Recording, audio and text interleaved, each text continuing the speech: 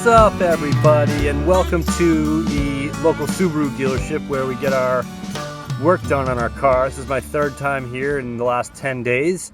My last trip here, they told me it was going to be about an hour fix, and I was here for 3.5 hours. So today, they told me it would be about an hour fix for the nail that is in the sidewall of my tire that cannot be plugged, and I need to replace the entire tire. Yep, they told me to take that about an hour, so I'm prepared to be here for 3.5 hours, and I figured just film a spur-of-the-moment video here. No fancy lights. I don't even have a microphone, so I don't know how the sound is going to come out with the busy road behind me. But just wanted to share some thoughts on some stuff that I've been thinking about lately and make good use of my time here at the Subaru dealership in New Hampshire.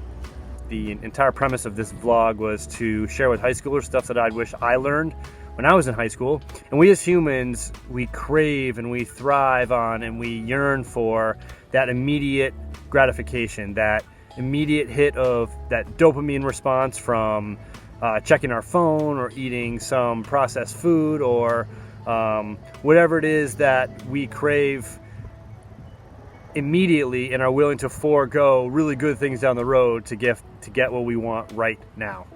So I've spent a lot of time during this pandemic doing some learning about and looking into basic financial investments. I think that's a kind of a scary term for high schoolers. Investing doesn't need to be this big scary thing. It's just taking money that you would spend on something silly now, like a Slurpee or a milkshake or some candy or something, and instead saving it and putting it away and letting it do something for you later on down the road.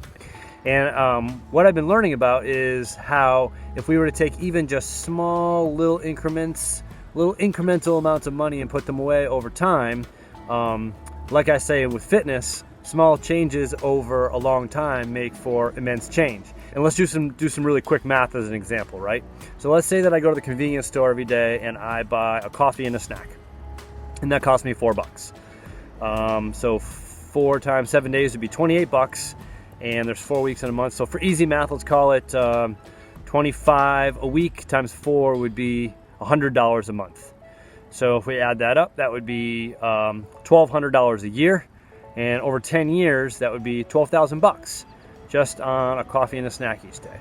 So what if I were to make my coffee at home and buy a giant bag of apples before the week started and have my snack and my coffee at home, and that would only cost $1. So maybe my saved money each day would be $3 a day times the week, times the month, times the year, and you kind of get the idea. Never mind compounding interest, and I won't get into that, but if you're familiar with that term, good on you for knowing what that is. If you don't know what it is, check it out. So I'm not at a place in my life where I can be putting away and saving tons of money right now, but every little bit counts, just like our fitness and our wellness, right? So if I eat a little bit less sugar every day, what that's going to do for my health down the road. If I get a little extra sleep each day, what will that do for my health down the road? So if I can just save a couple dollars each day, what will that do for my financial security or my ability to give myself more options and opportunities down the road?